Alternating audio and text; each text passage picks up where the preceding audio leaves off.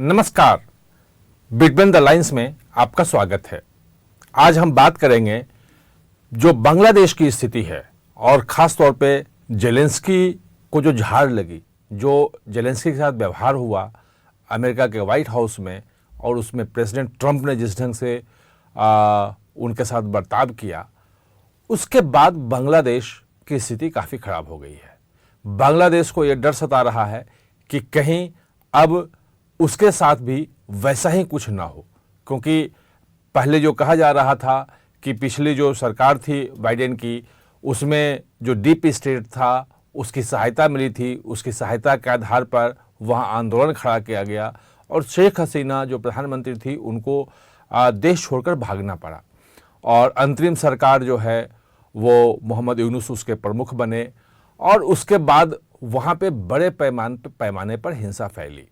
और हिंसा में हिंदुओं के घरों पे हमले हुए, मंदिर तोड़े गए और बहुत सारी चीज़ें हुई जिसको लेके भारत ने आपत्ति भी जताई। लेकिन यूनुस सरकार जो थी उन्होंने बिल्कुल इसे अनसुना कर दिया और ये कहा कि ये अंदरूनी मामला है बांग्लादेश का, इसमें भारत की दखलंदाजी नहीं होनी चाहिए और इसको उन्होंने कहा कि ये प्रोपेगेंडा बढ़ा चढ़ा के दिखाया जा रहा है। ये तो कहा कि हिंसा हुई है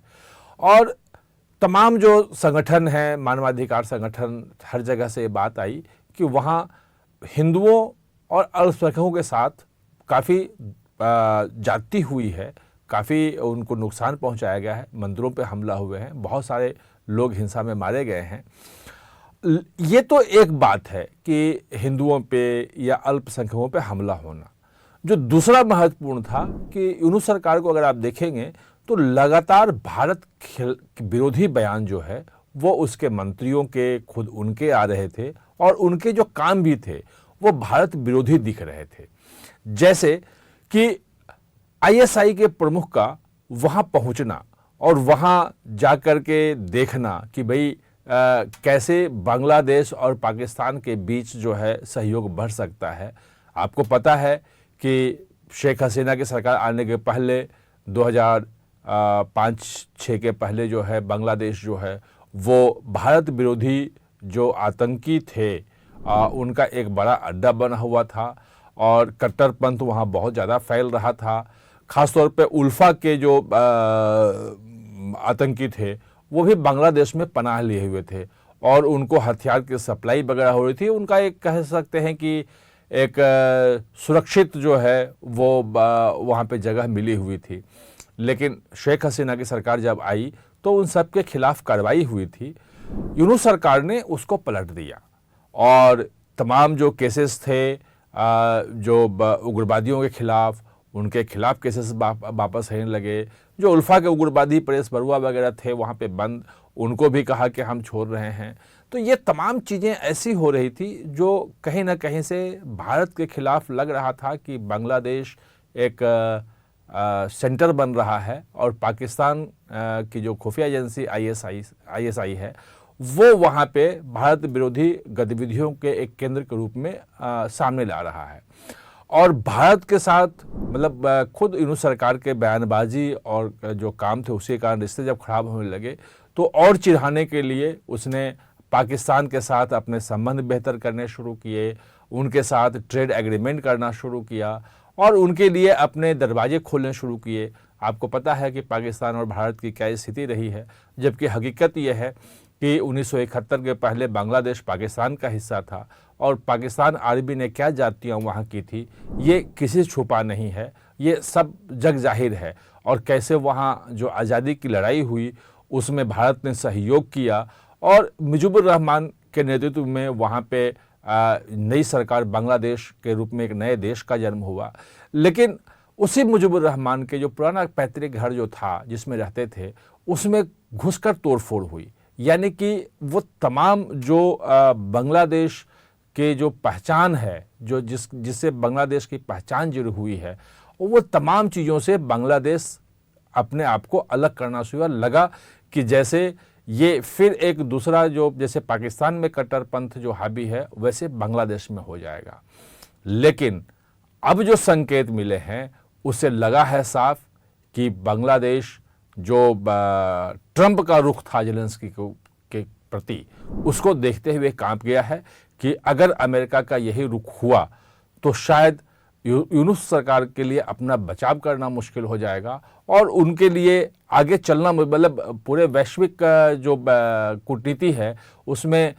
यूक्रेन का तो कम से कम यूरोप का साथ मिल रहा है, बांग्लादेश को किसका साथ मिलेगा? बांग्लादेश अकेला रह जाएगा। और जब मोदी और ट्रंप की मुलाकात हुई थी और ये वहाँ पे जब सवाल पूछा गया था बांग्लादेश को लेके, तो ट्रंप ने साफ कह दिया था कि बांग्लादेश के मामले में अब हम कोई दखलंदाजी नहीं करेंगे, कोई मदद नहीं करेंगे और पूरी की पूरी जिम्मेवारी जो है वो प्रधानमंत्री नरेंद्र मोदी पे छोड़ दी थी कि ये डील करेंगे कि बांग्लादेश में क्या करना है और कैसे करना है। जब से ये बात हुई थी तब से जो बता रहे हैं यहाँ विदेश मंत्रालय के लोग कि बांग्लादेश का रुख जो है थोड़ा बदला था और जो बैकडोर से वो ये कोशिश कर रहे हैं कि किसी तरह से प्रधानमंत्री का समय मिल जाए और यूनुस जो हैं वो उनसे मुलाकात हो जाए और ये कैसे रिश्ते सामान्य हो उसकी दिशा में वो कोशिश में लगे हुए थे। लेकिन भारत ने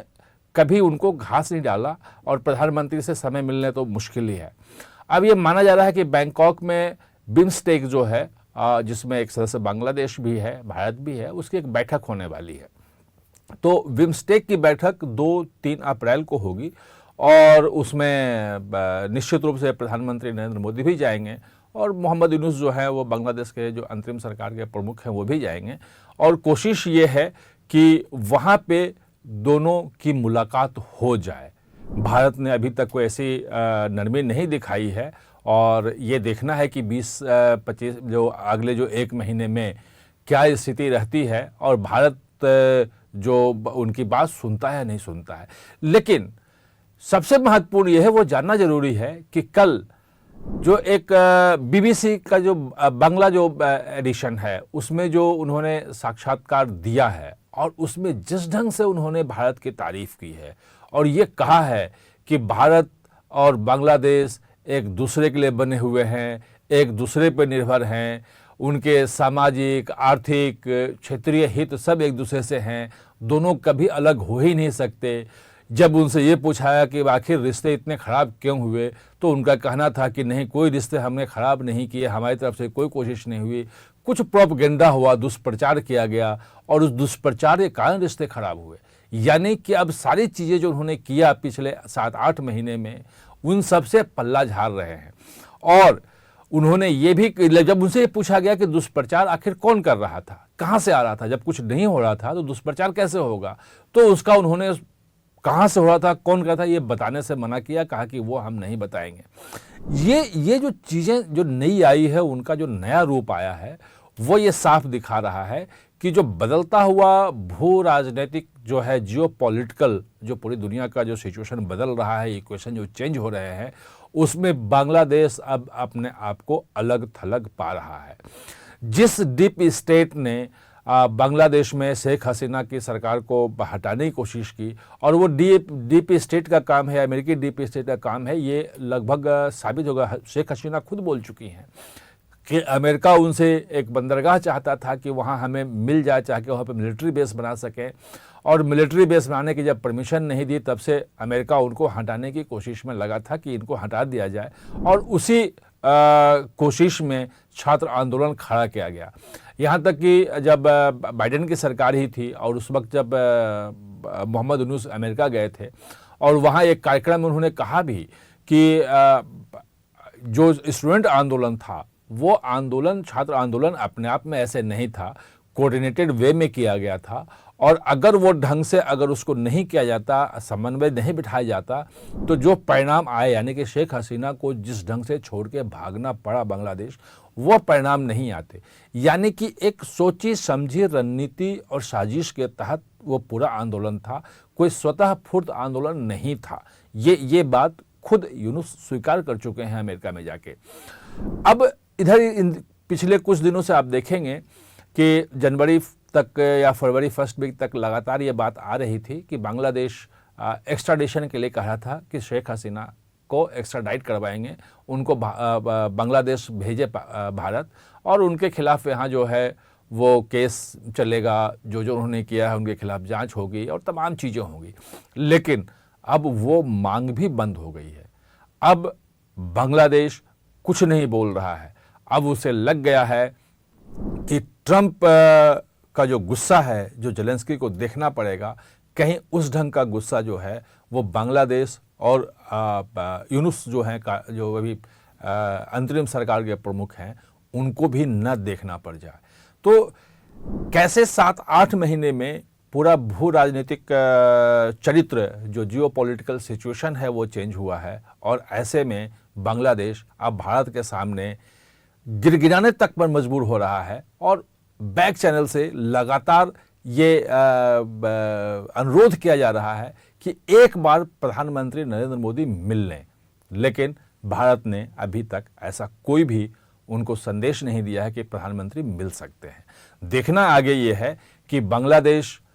किस समय तक, और यूनुस सरकार जो अंतरिम सरकार है, किस समय तक वहाँ रुक पाती है, क्योंकि वहाँ के आर्मी का भी रुख अब जो है वो बदलने लगा है। और आर्मी के जो वहाँ जो सेना प्रमुख हैं, उन्होंने साफ कह दिया है कि जिस ढंग से राजनीति हो रही है और जिस ढंग से राजनीतिक पार्टियां एक दूसरे के खिलाफ कार्रवाई कर रही है, वो नहीं चलेगा। अगर वो चला तो ये देश कमज़ोर हो जाएगा। यानी कि सारे जो राजनीतिक कटुता है, राजनीतिक जो एक प्रतिशोध की भावना से जो काम किया जा रहा है, वो सब बंद होना चाहिए। और बंद होने का मतलब ये है कि अवामी लीग के खिलाफ, जो शेख हसीना की पार्टी है, उसके कार्यकर्ताओं के खिलाफ, उसके नेताओं के खिलाफ जो केसेस हुए हैं, जो जातियाँ हुई हैं, वो भी कहीं ना कहीं उसको भी वापस लेने के लिए दबाव बनेगा। चर्चा में जुड़े इसके लिए बहुत बहुत धन्यवाद।